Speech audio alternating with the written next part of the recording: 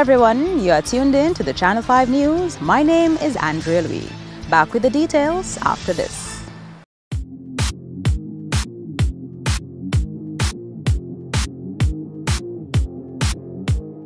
Do you need more cash for that home improvement? Then come to Fast Cash, where we give you more. At Fast Cash, our customers get more funds and more time to repay. But wait, can't come to us? We'll come to you, and our mobile officer will get you on your way. Small businesses, consumers, and taxi owners, Fast Cash has more for everyone. Simply call or visit any of our locations for more. Smarter, faster, better. Fast Cash. Terms and conditions apply.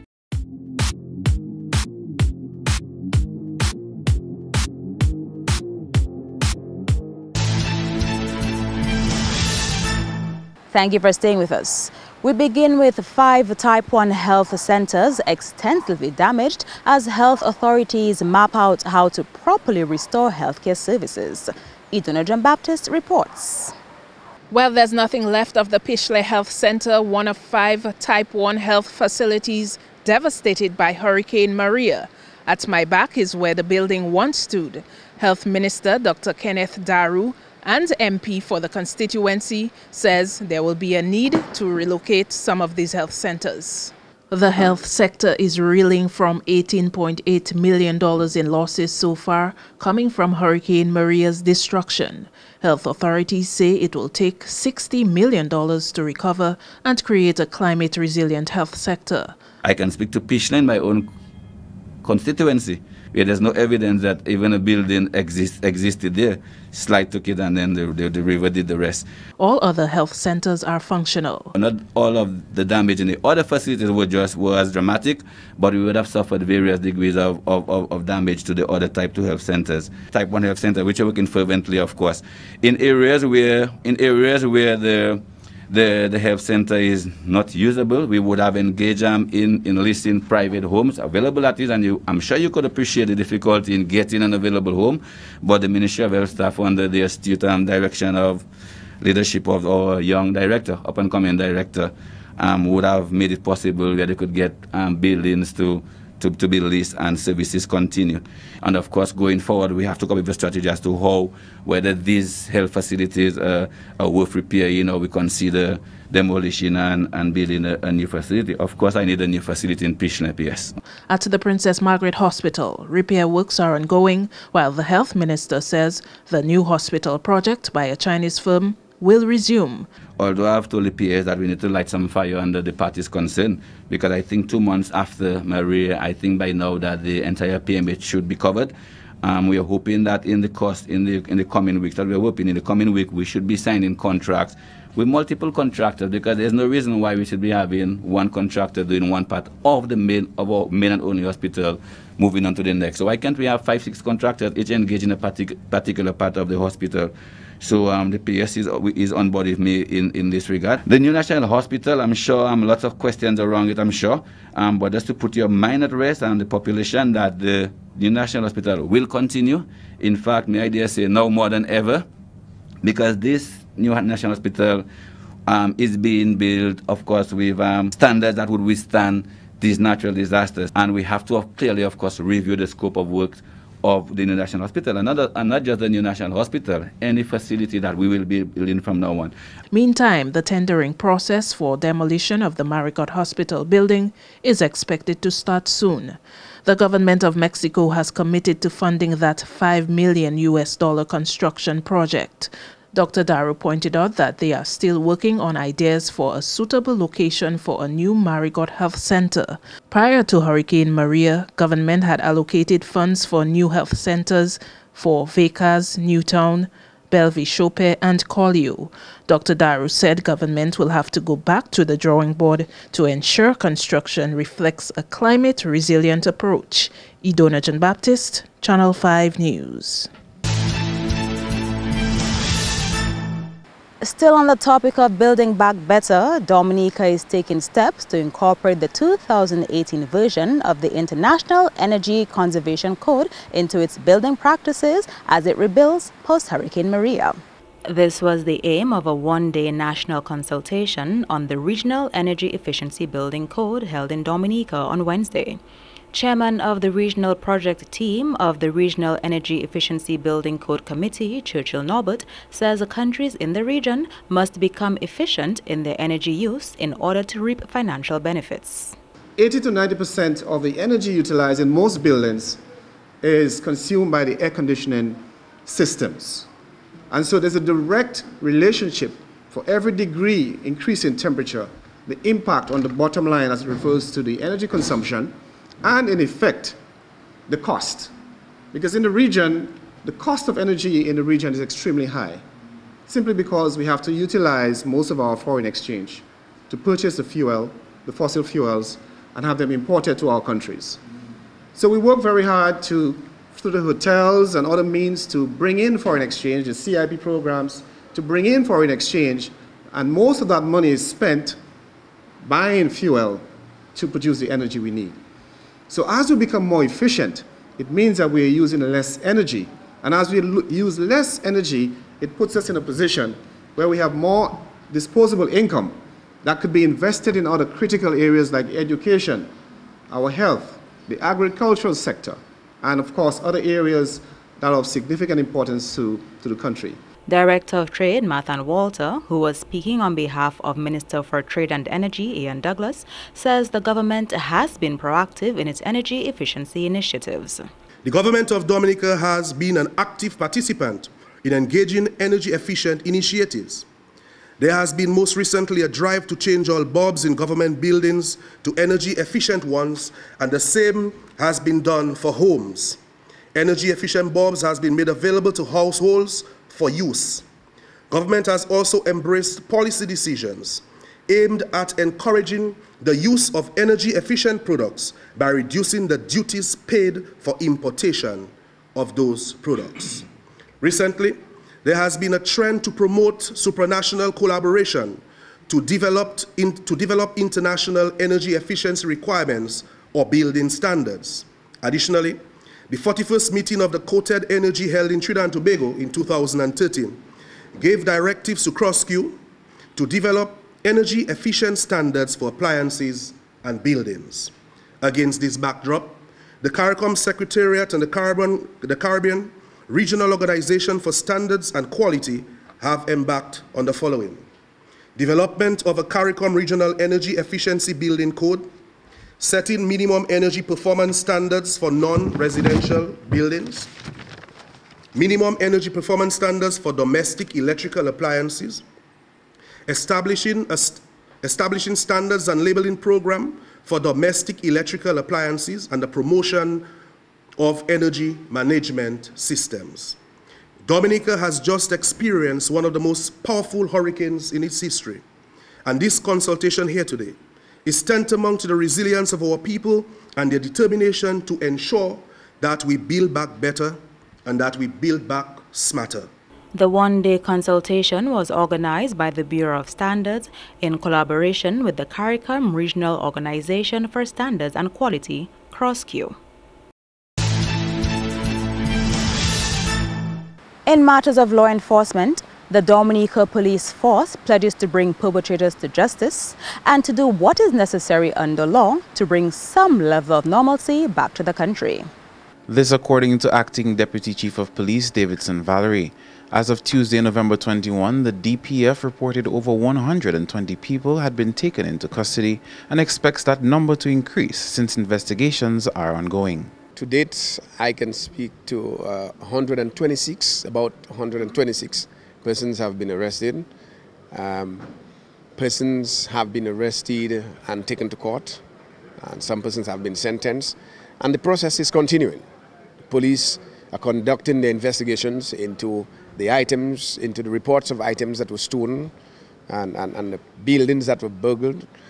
And so the process of bringing in people for questioning and conducting the necessary investigations is going on. And we expect that over time, other persons will be brought in and questioned in relation to these reports. Meantime, Valerie says under the state of emergency, the police are still expected to abide by the laws that govern the land. A state of emergency is a situation of national danger or disaster in which government suspends normal constitutional procedures in order to regain control.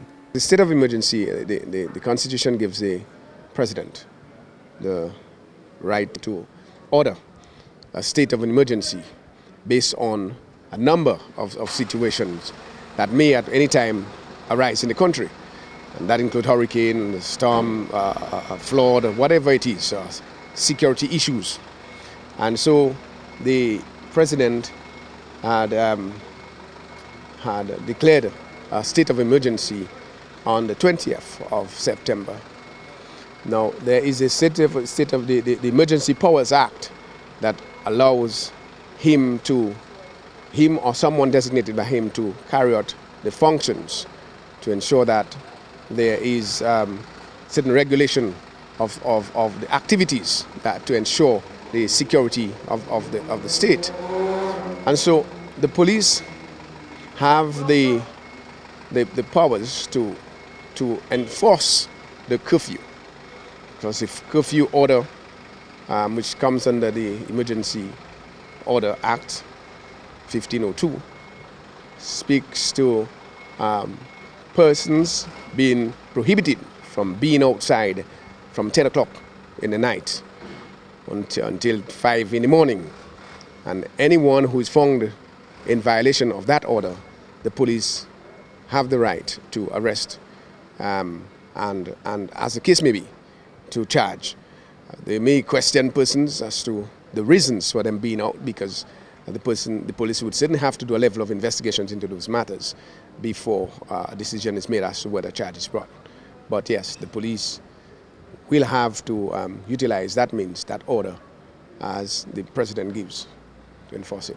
Okay, and of course, if, let's say, for example, the police got a tip that someone has some looted items and so on, what's the protocol, so to speak, in probably searching and probably showing a warrant and so on and stuff like that? It's the normal process. The normal process, the police would apply for warrant and do the necessaries as the case may be. So that's it's normal. The law is not suspended in Dominica. So the police are allowed to do the normal work, except to say that where there are violations of the curfew order, the police can act to ensure that people are prohibited from being out. So. Okay, there are rumors going around that like the police, for example, would come into someone's home, probably with the guns and so on, probably have kids around and so on. Are you concerned that, you know, that might have some sort of effect on like those young ones or people who are probably not expecting to see the police just barging in into their place? Well, I have not heard of these rumors. The police always have to execute their functions within the law.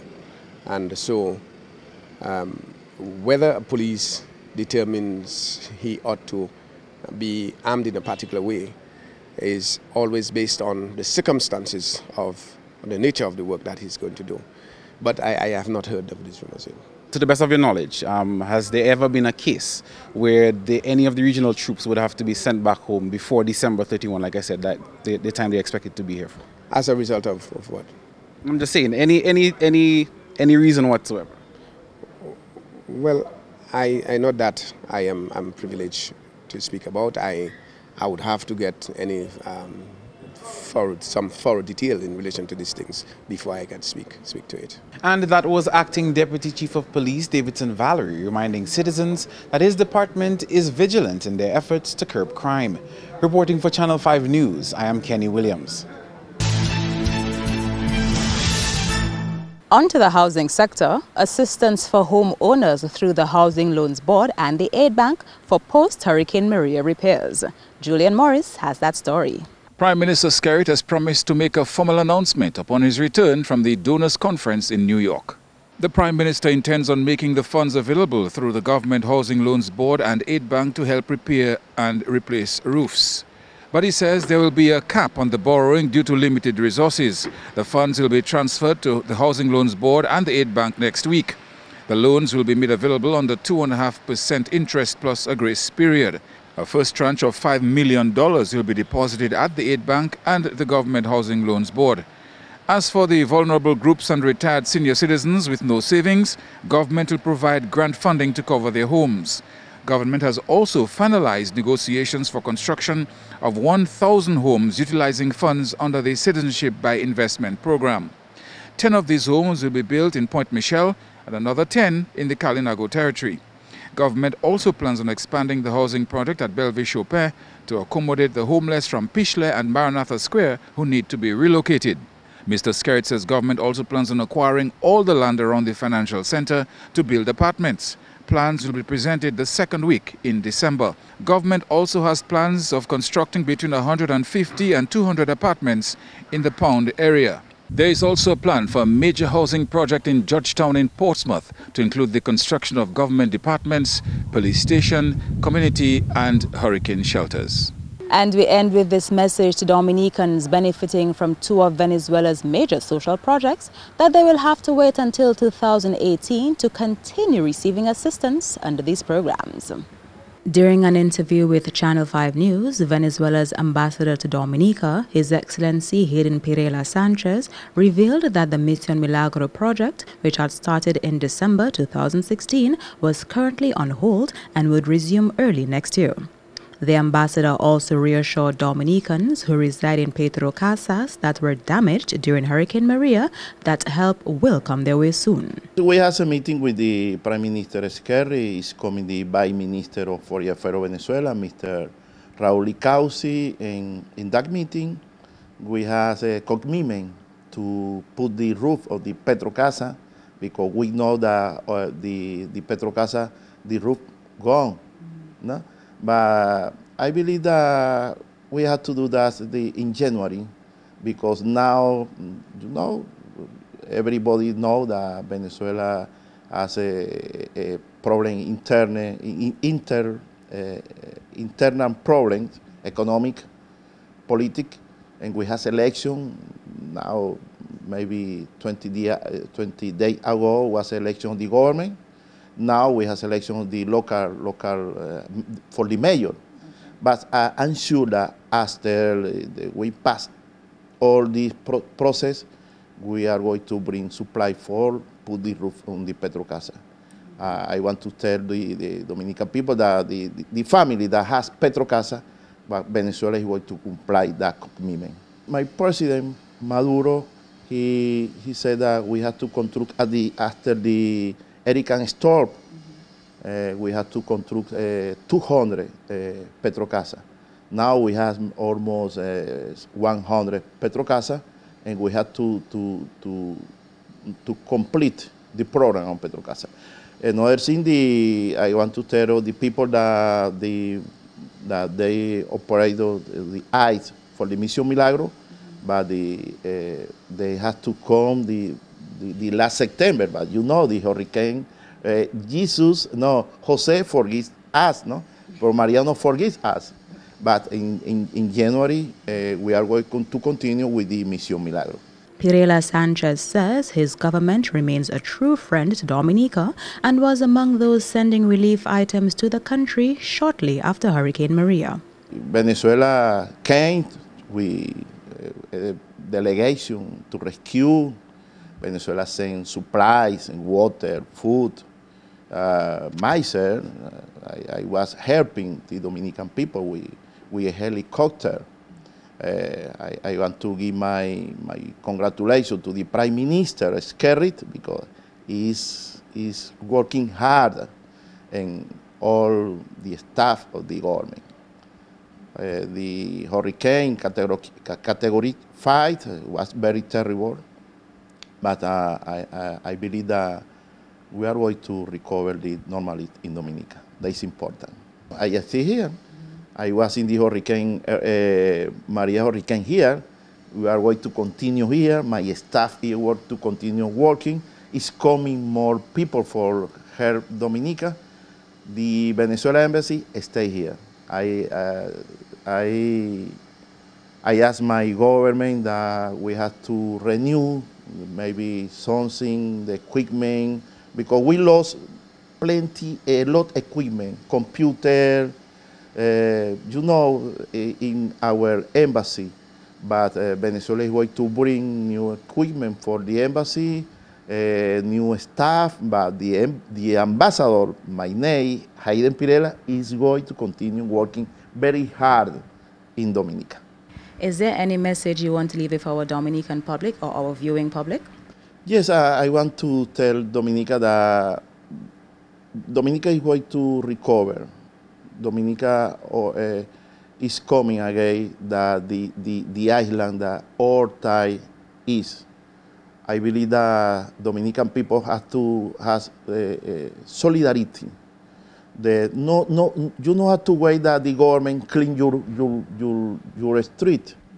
You can, together with your neighbor, with your friend, you can take care of garbage or your street. No, you don't have to wait for the government. The government is working because you see that cleaning the street, but sometimes they has plenty work, but we have to do that. We have to do that. We have to be solidarity because the Maria hurricane was very terrible, and now we can solve our problem outside. Don't wait the government.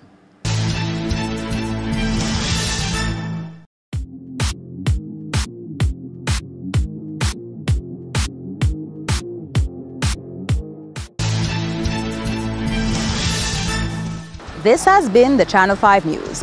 Feel free to contact us at news.marpin2k4.com. You can also access our past newscasts on our YouTube channel.